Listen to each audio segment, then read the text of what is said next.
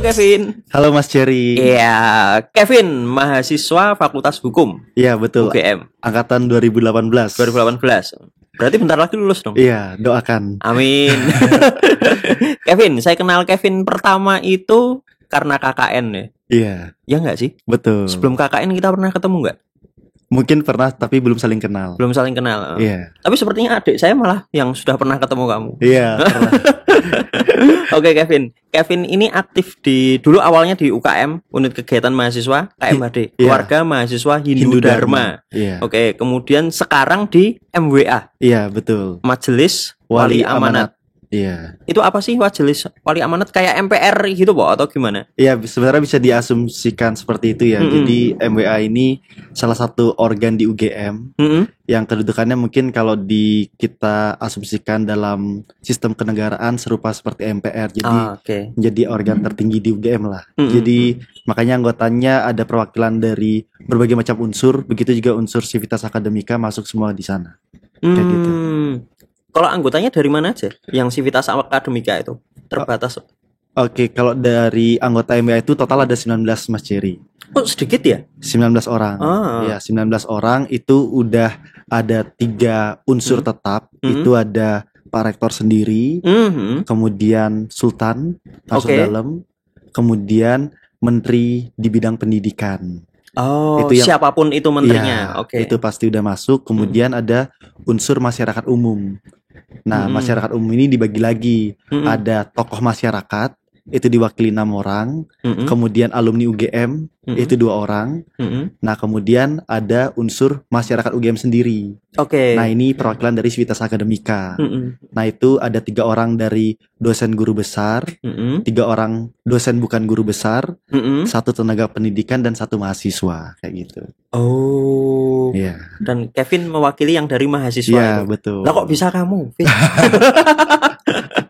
Ya nggak tahu, mungkin awal itu sebenarnya dorongan dari teman-teman juga sih, karena kebetulan kan dari maba cukup aktif organisasi baik di tingkat fakultas, gabung di Dewan Mahasiswa Justisia ya namanya, kemudian aktif dalam mengadvokasikan beberapa isu-isu kemahasiswaan lah. Oke. Kemudian aktif juga di teman-teman UKM, dan akhirnya ketika ada pendaftaran banyak nih teman-teman yang mendorong juga buat daftar dengan latar belakang advokasi yang dimiliki. Oh. Kayak gitu. Jadi Iya. ya udah, setelah pikir cukup panjang waktu itu, karena waktu itu didorongnya ketika udah menjelang demisioner ya di ketua UKM KMHD, dan setelah berpikir cukup panjang ya akhirnya memutuskan ya udah deh coba daftar, dan akhirnya ya astungkara keterima kayak gitu. Oh. Itu pakai daftar dulu ya? Iya, jadi ada panitia seleksinya sendiri untuk menyeleksi berkasnya. Oh, Iya. oke. Berarti apakah semua mahasiswa boleh mendaftar? Atau Boleh. ada persyaratan tertentu? Ada beberapa persyaratan tertentu, seperti minimal kalau nggak salah kemarin itu semester 3 ya, semester 3 atau 4 gitu. Jadi udah mulai tahun kedua. Yeah. Kemudian syarat IPK minimal 3,5 kalau nggak salah. Sama ada beberapa persyaratan normatif lainnya lah, seperti bebas nafsa dan sebagainya. Gitu. Kalau yang mahasiswa tugasnya ngapain, Vin? Kan tadi ada unsurnya macam-macam tuh. Iya. Kalau Betul.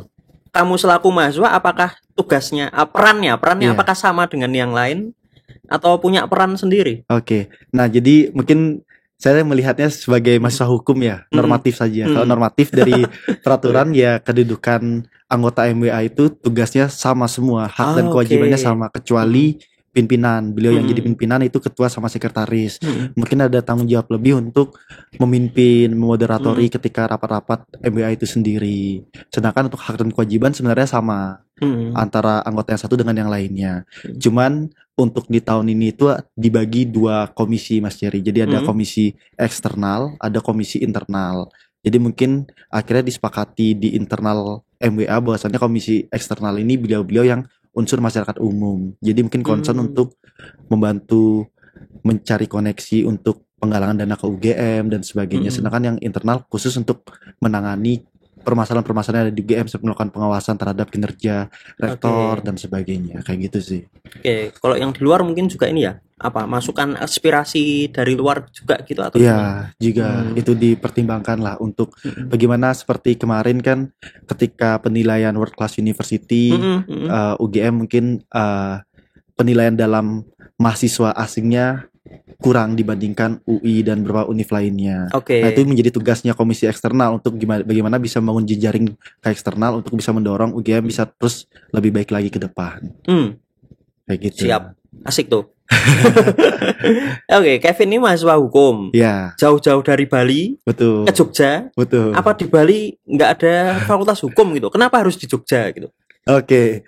Nah, itu sebenarnya udah tekad saya dari awal SMA, Mas Yeri. SMA masih di Bali ya? Masih di Bali. Jadi dari TK, SD, SMP, SMA di Bali. Di Bali terus. Nah, terus ngeliat nih kayaknya kalau misalnya kebetulan di Bali kan nggak banyak universitas yang ada ya, nggak sebanyak di Jogja kayak gitu. Di Bali cuma ada 2 universitas negeri, sisanya berapa swasta. Nah, di sini saya melihat kalau misalnya masuk ke universitas negeri, kebetulan saya masuk di salah satu SMA yang favorit lah.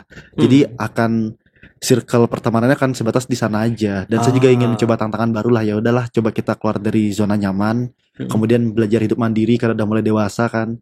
Cobalah merantau ke Jogja. Karena dengar-dengar juga Jogja nggak jauh beda lah dari Bali. Orang masih ramah-ramah. Terus juga budaya Jawa masih kental. Kalau di Bali kan budaya Balinya. Jadi ya masih enak lah. Jadi ya udah. Gitu. Oke, karena terkait budaya Bali bentar lagi kan Nyepi nih. Iya. Oke. Nyepi itu bagian dari budaya juga ya? Ya jadi atau gimana, Vin? Memang ini seringkali ya agak tercampur aduk di Bali yang mana namanya adat budaya, yang mana emang agama Hindunya. Nah, kebetulan Hari Raya Nyepi ini merupakan hari raya Hindunya. Hari raya Hindu. Hari tahun baru menurut agama Hindu lah. Oke. Seperti itu. Kalau penghitungannya apa itu? Pakai kalender apa? Saka ya. Tahun Saka. Kalau dari Hari Raya Nyepi. Oke. Nyepi itu di tanggal berapa? Atau itu nggak pasti. Oh, nggak pasti. Mboten, maksudnya di Sakanya itu apakah tanggal tahunnya kan tahun Saka. Tahun Saka. Tapi untuk bulannya ada nggak patokan bulan? Biasanya tuh pasti di sekitar bulan Maret.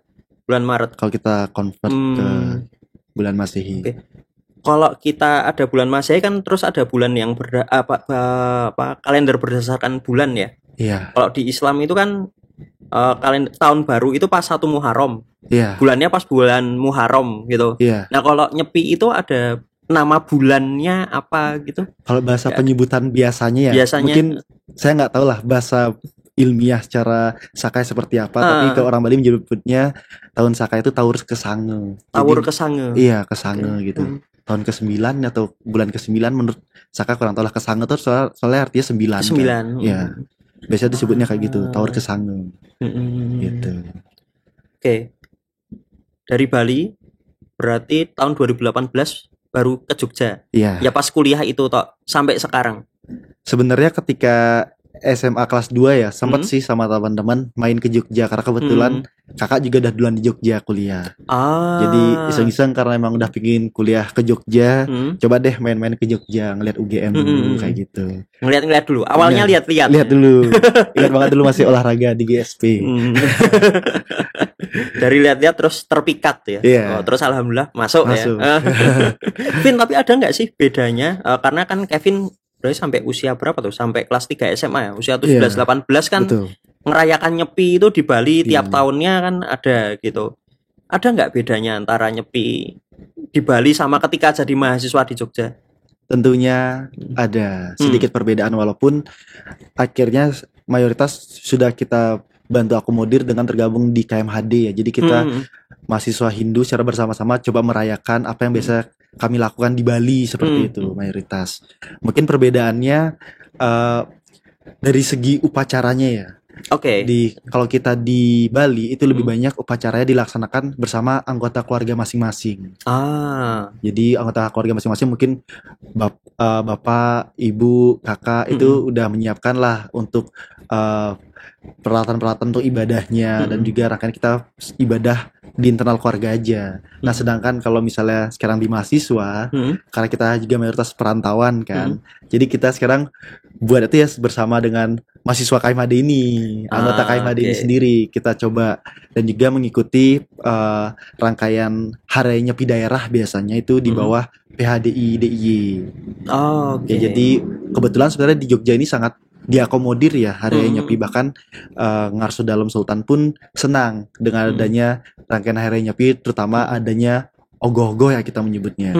Ogoh-ogoh. Nah itu bahkan dari Sri Sultan menyediakan itu pasti di hari Sabtu menjelang Hari Raya Nyepi itu di kita antar KMHD se-DIY itu akan melakukan pawai ogoh-ogoh di Maliburu sampai ke titik nol, kayak gitu. Nah itu juga hal yang baru ya pawainya. Mungkin kalau di Bali kita pawai itu bersama Banjar. Jadi kalau di Bali itu kan nggak ada RT RW Mas Jerry. Jadi adanya Banjar bahasanya. Nah kita biasanya ngarah ogoh-ogoh itu bersama Banjar. Ataupun kalau misalnya kita nggak tergabung ke dalam sekat runet-runinya atau mungkin Karang Tarunanya lah bahasanya, itu kita nggak bisa ngarah ogoh-ogoh, cuma nonton doang. Tapi kalau di Jogja, Smith Jogja ini akhirnya semua orang bisa merasakan lah dengan bergabung di anggota KMHD aja kayak gitu. Kalau di Bali itu nggak bisa ngarak karena nggak boleh, atau memang sudah dilakukan orang lain atau gimana? Boleh. Cuman memang biasanya yang mengarak ogoh-ogoh itu lebih banyak mereka-mereka yang tergabung aktif di sekat runet-runi. Jadi kan memang mungkin semua pemuda-pemudi di sekitar daerah lingkungan Banjar itu tergabung ke sekat runet-runi, tapi kan nggak semuanya aktif ya. Nah biasanya yang pasif-pasif ini dia lebih enggan lah untuk berkontribusi di sekat runet-runi sehingga nggak ikut terlibat ketika pengarakan ogoh-ogoh. Kecuali dia mungkin punya circle pertemanan tersendiri ya antar gang, itu tuh bisa juga membuat ogoh-ogoh kayak gitu. Tapi ntar ketika diarak mengikuti aturan yang ada di Banjar kayak gitu. Kalau yang di Jogja bahkan Kevin mungkin bisa ngarak ogoh-ogoh gitu ya. Iya, jadi akhirnya banyak lah hal baru kayak teman-teman Hindu kan nggak di Bali doang Mas Ciri ya. Banyak teman-teman dari Sumatera, dari Lampung dan sebagainya, bahkan dari NTT. Saya punya teman itu mungkin di daerah dia ketika Hari Raya Nyepi tidak ada upacara seperti itu. Mengarak ogoh-ogoh itu tidak ada. Nah, ketika dia sekarang menjadi mahasiswa di Yogyakarta, tergabung di dalam KMHD, jadi dia menemukan experience baru lah untuk mengarak ogoh-ogoh, mengikuti prosesnya seperti apa, pembuatannya dari nol kayak gitu. Kalau ini Vin, karena pandemi ini kan arak-arakan ogoh-ogoh kan juga tidak ada. Tidak ada. Tapi ada gantinya. Nah, jadi gini, sebenarnya rangkaian Hari Raya Nyepi itu ada berapa rangkaian? Ada 5 lah, bisa dipersingkat. Pertama itu Melasti. Nah, Melasti ini upacara penyucian Buana Alit dan Buana Agung. Oke, jadi dunia besar, dunia kecil gitu. Ya, makrokosmos, mikrokosmos. Jadi makanya kita ntar ada semacam pawai ke pantai untuk itu kan untuk Buana Agungnya. Begitu juga kita ibadah untuk diri kita sendiri sebagai Buana Alit kayak gitu. Nah itu kalau di Bali biasanya akan mengikuti acara Melasti dari Banjar masing-masing. Nah kalau di Jogja kita akan mengikuti rangkaian Hari Nyepi yang diadakan oleh PHDI. PHDI DI. Biasanya kita akan ngikut lah di sana untuk ikut Hari Melastinya. PHDI itu P-nya Perhimpunan Persatuan Parisada Hindu Dharma ya. Siap. Nah setelah itu, setelah Melasti, upacara Melasti, kemudian ada pemujaan ya. Pemujaan ini ibadah masing-masing lah. Ibadah masing-masing menjelang Hari Raya Nyepi. Dengan mungkin ada beberapa Banten ya, bahasa Balinya Banten, mungkin sederhananya sesajen lah. Mungkin lebih mudah dipahami. Yang khusus dari hari raya yang lainnya ataupun ibadah kita sehari-hari. Ada beberapa hal yang khusus lah di sana. Setelah pemujaan, kemudian masuklah di Taur Agung. Nah, Taur Agung ini atau Mecaru. Nah, ketika Mecaru inilah dilakukan pengarakan ogoh-ogoh. Nah, sebenarnya pengarakan ogoh-ogoh inilah yang menjadi adat atau budaya Bali. Itu sebenarnya simbolis. Tapi kalau dari agama Hindu, jika kita ke India kayak gitu, itu nggak ada arakan ogoh-ogoh. Tapi itu karena kreativitas masyarakat Bali ya terhadap seni, jadi dia menyimpulkan bahwasannya Hari Raya Nyepi ini kan esensinya adalah penyucian diri ya. Kita introspeksi diri, menghilangkan buta-buta kala atau jiwa-jiwa buta yang ada di diri kita lah. Nah itu akhirnya disimbolikan dengan membuat ogoh-ogoh. Nah disimbolikan buta akhirnya. tadi buto ya maksudnya. Ya buto. Nah, Ya. kalau buta nanti dikira tunanetra kan enggak. Buto, raksasa gitu. Ya. Atau bahasa sederhana mungkin kayak setan-setan ya, gitu setan-setan.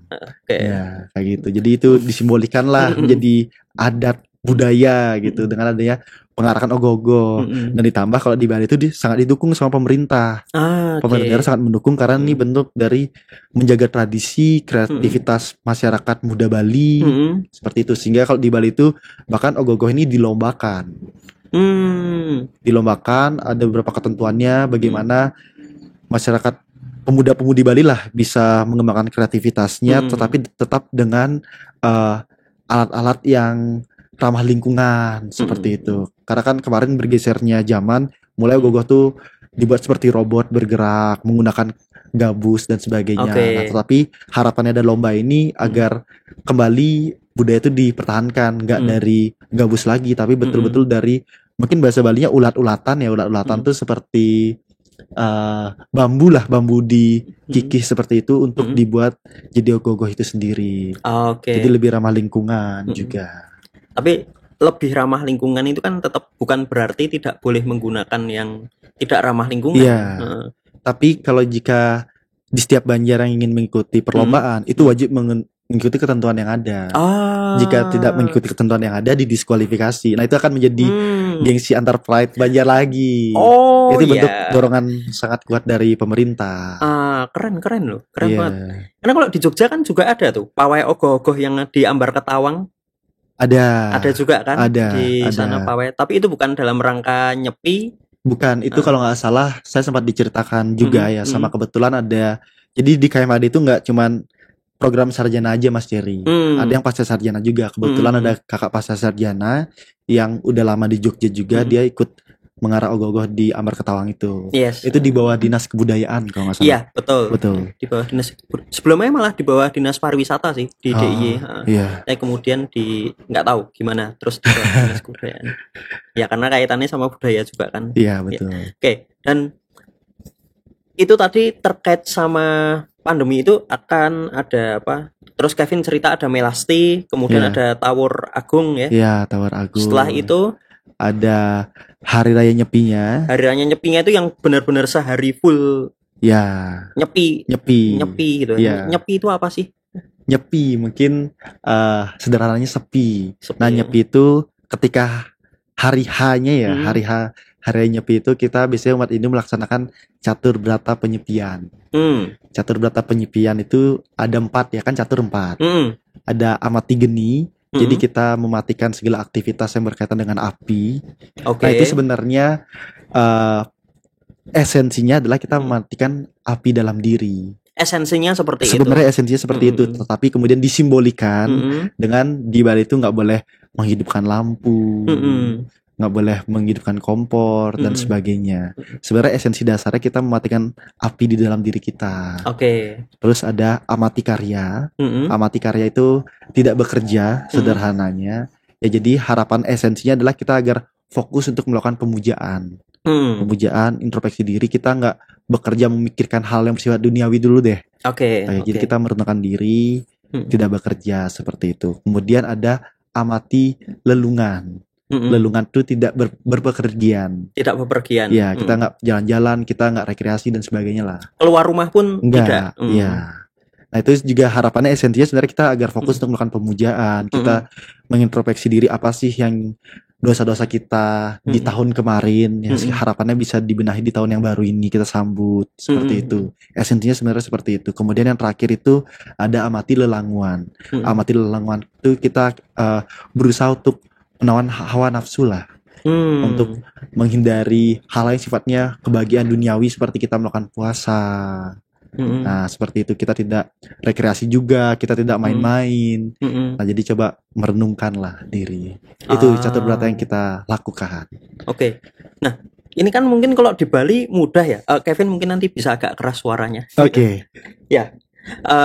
Kalau di Bali mungkin nggak terlalu sulit tuh. Tapi begitu di Jogja, apa dengan kesibukan jadi mahasiswa mungkin, terus kesibukan lain, apakah itu tetap bisa dilaksanakan sejauh ini yang Kevin rasakan. Oke, sebenarnya bisa-bisa aja sih. Kalau kita asal mengembalikan lagi kepada esensi dasarnya ya, seperti tadi yang tak jelaskan dari catur berata penyepian yang ada. Iya. Nah, ditambah juga kan hari Nyepi itu udah menjadi hari libur nasional ya. Iya. Dan perkuliahan pun di hari H-nya itu ditiadakan. Nah, itu sebenarnya bisa aja kita tetap melaksanakan catur berata penyepian dengan kita mengintrospeksi diri ya. Kalau saya sih biasanya diem di kos aja, ya udah mungkin ibadah, kalau nggak baca buku. Dan mungkin kalau lampu sih kadang masih ngidupin. Kan itu sekedar simbolik, takutnya kalau misalnya lampunya terus mati dari awal sampai akhir, kadang kan ada teman-teman kos juga kan di lingkungan, ngiranya kenapa atau gimana kan, nanti takutnya kayak gitu. Jadi kadang emang masih dibutuhkan, tak hidupkan aja. Tapi kalau misalnya dibutuhkan, kita matikan. Biasanya kayak gitu sih kalau saya pribadi ya. Mungkin teman-teman mahasiswa yang lain menerapkannya berbeda-beda. Tapi sebenarnya kalau dari saya sih yang penting balikin lagi ke esensi dari catur berata penyepian itu sendiri. Oke. Saya mau tanya nih, itu ada batasnya nggak, Vin? Pertama, batas areamu pergi atau keluar rumah itu sampai mana? Kalau kos kan kita areanya kamar, tapi kan nggak mungkin kita cuma di kamar kos kan, atau malah harus di kamar kos doang di area kita. Kemudian yang kedua terkait sama waktu, mulainya nyepi di rumah itu dari jam berapa sampai jam berapa itu, atau memang sehari full 24 jam gitu, gimana? Oke, yang pertama mungkin terkait batas ya. Nah, kalau di Bali, kita biasanya batasnya itu 1 pekarangan rumah.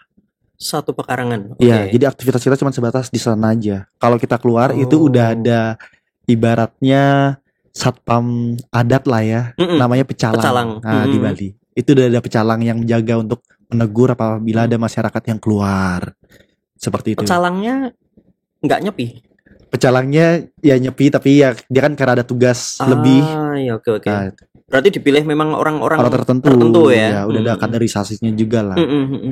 Beliau tetap melaksanakan catur berata penyepian secara esensi, tetapi dia juga melaksanakan tugasnya untuk menjaga budaya Bali lah. Karena kan apalagi banyak pariwisata juga kan. Dan ketika nyepi itu hotel-hotel pun nggak boleh keluar. Wisatawan tamunya di dalam hotel nggak boleh keluar. Mungkin kalaupun beraktivitas di dalam hotel aja. Maka kan bandara juga ditutup, semua aktivitas ditutup kalau di Bali. Nah, itu kalau di Bali. Nah, kalau di Jogja, ya saya mengasumsikan karena di sini perantauan ya sebatas kamar kos saja ataupun pekarangan kosan. Jadi pintu pagar kosnya sejauh mana mungkin segitu. Karena kan kebetulan kos saya dulu kan ada dapurnya juga di luar. Nah, sebenarnya kalau misalnya puasa di dalam hari Nyepi itu nggak wajib sih, tapi disarankan.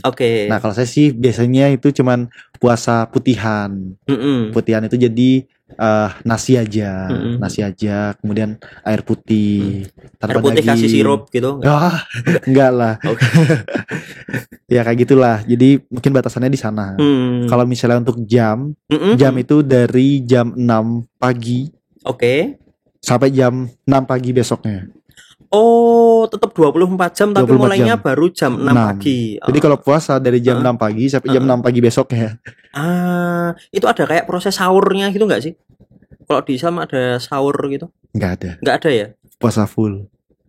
Buatan maksudnya sebelum jam 6 itu tetap bisa makan kan? Ya bisa. Ya bisa. Oke. Terus ada makanan khusus gitu nggak, Vin? Makanan khusus nyepi gitu misalnya, yang khas biasa dibikin ketika nyepi itu? Kalau untuk makanan khusus yang kita makan nggak ada sih sebenarnya Mas Yeri. Cuman mungkin lebih ke sesajennya ya, lebih ke Banten itu ntar biasanya ada nasi warna-warni lah sebenarnya. Saya bilang ada putih kuning, warna putih kuning itu ketika upacara Taur Agungnya. Nah, nanti itu kita sebar di pekarangan rumah biasanya. Nah, biasanya kalau di Bali itu kita isi mukul-mukul lah. Isi ketika proses upacara Taur Agung itu di pekarangan rumah masing-masing, ibaratnya simboliknya untuk mengusir setan-setan yang ada di sekitar rumah agar pergi kayak gitu. Ya, itu Kevin melakukan itu nggak di kos-kosan? Kalau di Jogja nggak. Di Jogja nggak ya? Ya, karena kan nggak ada punya pekarangan rumah sendiri dan juga nggak punya pura rumah sendiri juga. Jadi kita lebih banyak ngikutin ke aktivitas yang lebih kolektif bersama di masyarakat kayak gitu. Seperti itu. Iya. Ya. Sedih nggak sih Vin kamu? Maksudnya itu kehilangan apa ya? Mungkin esensinya nggak hilang gitu, tapi mungkin beberapa kegiatan itu berbeda gitu, terasa berbeda antara di Bali dengan di Jogja. Kalau dibilang sedih juga enggak sih sebenarnya, belajar bertoleransi juga, memahami satu sama lain. Cuman kalau saya secara pribadi lebih sedih ketika hadir pandemi dan nggak bisa mengarak ogoh-ogoh. Sedangkan itu pertama kali terjadi ketika saya menjadi ketua KMHD. Ketua KMHD, teman-teman udah begadang setiap hari untuk membuat ogoh-ogoh. Jadi kan ibaratnya kalau di Bali kita gengsi-gengsian antar Banjar, nah kalau di Jogja kita gengsi-gengsian antar KMHD universitas. Jadi kita adu kreativitas siapa buat ogoh-ogoh lebih baik lah, lebih bagus seperti itu. Itu teman-teman mengerahkan tenaga pikiran untuk membuat ogoh-ogoh. Hampir sebulan lebih lah. Hampir sebulan lebih, dan akhirnya ketika udah jadi, udah siap untuk diarak, keluar surat edaran, pandemi meningkat dan akhirnya nggak bisa diarak, bahkan sampai tahun ini. Dan ogoh-ogoh yang saya buat ketika tahun 2020 itu masih ada sekarang di sekretariat KMHD. Nggak rusak? Mungkin ada beberapa part aja yang rusak, tapi untuk secara overall masih aman-aman aja sih. Karena kita tutup dengan baik lah. Karena harapannya kan di tahun depan bisa kita pakai, atau kita tinggal modifikasi lebih bagus lagi atau gimana. Tapi sayangnya sampai sekarang juga belum bisa mengarak ogoh-ogoh kan di sini. Itu. Wah, ya. Justru enaknya di situ ya. Iya. Tapi kalau besok kembali lagi ke Bali juga nggak bisa ngarak ogoh-ogoh. Kebetulan terakhir saya mendapat informasi di tahun ini tuh sudah boleh. Mengarah ogoh-ogoh, tetapi ruang lingkupnya dibatasi. Jadi ibaratnya kalau dulu kan bisa mengarah ogoh-ogoh antar desa, kita mencari biasa di perempatan lah, di perempatan jalan itu. Jadi kita bisa bertemu antar desa. Nah kalau sekarang itu batasannya cuma sebatas lingkupnya satu desa aja. Jadi mengarahnya sekitar desa itu aja, nggak boleh keluar. Dan itu ada beberapa protokol-protokol yang harus diterapkan juga, dan dibatasi jumlah-jumlah ogoh-ogoh yang akan diarak dan sebagainya. Karena ini hujan deras, sepertinya kita harus meninggikan volume kita. Gitu ya Vin. Atau sebentar ini tak tambahin aja volumenya. Ya gitu. Wah semoga nggak masuk nih. Tapi kalau masuk ya untuk backsound. Kebetulan ini tempatnya baru dan kamu orang pertama yang datang ke sini sih, Vin. Vin, ini kan ada kalau di Bali ya, itu layanan internet, kemudian telepon, itu kan dimatikan. Betul. Selama nyepi. Iya. Itu ya selama jam 6 sampai jam 6 itu dimatikannya. Betul. Kalau di Jogja, ini kan ada godaan tuh, Vin. Kalau di Bali gimana mau tergoda, wong nggak ada, wong dimatikan. Di Jogja tergoda nih. Gimana, Vin? Belum itu. Nanti tugas-tugas teman-teman cengling gitu lah. Atau caranya gimana Kevin biasanya? Ya kalau saya sih biasanya mengusahakan ya. Mengusahakan sepertinya ada hal-hal yang bisa diselesaikan lebih dulu agar tidak menjadi tanggungan ketika pas hari nyepinya saya selesaikan. Tetapi kalau memang akhirnya ada hal-hal urgent yang nggak bisa diselesaikan, ya udah nggak masalah. Biasanya saya tetap ngidupin handphone aja. Cuman gitu. Saya bisa pilah juga. Biasa sih pengalaman selama 3 tahun ya di Jogja itu biasanya handphone mati dari pagi, ketika udah mulai jam 6 sore sedikit ada godaan itu. Takut aja barangkali ada hal kerjaan yang penting masih yang perlu diselesaikan, ya udah kita cek dulu, kalau nggak ada ya udah saya matikan lagi. Tapi sebenarnya kan balik lagi ke esensinya, sebenarnya esensinya bukan mematikan telepon, tidak menonton TV, tapi kan esensinya balik lagi bagaimana kita fokus melakukan pemujaan dan juga melakukan perenungan diri apa yang bisa diperbaiki untuk di tahun baru ke depan. Siap. Kembali lagi ke esensinya. Masalah itu tadi. Dan catur berata itu ya? Ya, catur berata penyepian. Mematikan api, kemudian tidak bepergian, tidak bekerja, dan tidak bersenang-senang. Termasuk nonton TV itu bersenang-senang. Tidak memenuhi hawa nafsu.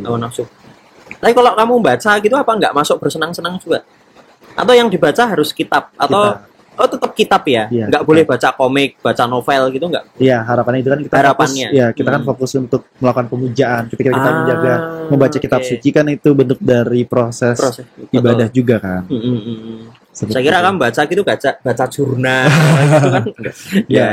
Jadi saya baca Bhagavad Gita. Bhagavad Gita ya. Yang itu semacam cerita juga, Ya, Mahabharata. Betul. Sebelum Bharata Yuda. Ya, betul. Pertanyaannya Arjuna ke Krishna. Iya, betul. Ya, yang terus ditunjukin medeni sih buat kita. Ya. Tapi bagus, saya kebetulan karena saya ya tahu lah di Swagayugama juga kan, dan di tari kan itu jadi salah satu dalam tanda kutip kayak kitab. Gitu, Mahabharata, kemudian Ramayana gitu yang harus dibaca. Ya sempat baca dikit, yang mengerikan ya itu ceritanya Krishna tentang apa ya, hukum karma itu seperti apa ya, timbal balik, tapi itu nggak kita ceritakan. Oke. Vin, terima kasih sekali lagi, dan kamu menikmati ya nyepi di Jogja. Iya, menikmati. Bahkan ketika pandemi ini juga tetap bisa dinikmati nyepinya, dan apa ya, toleransinya juga cukup tinggi. Teman-teman di sekitar juga bagus toleransinya gitu.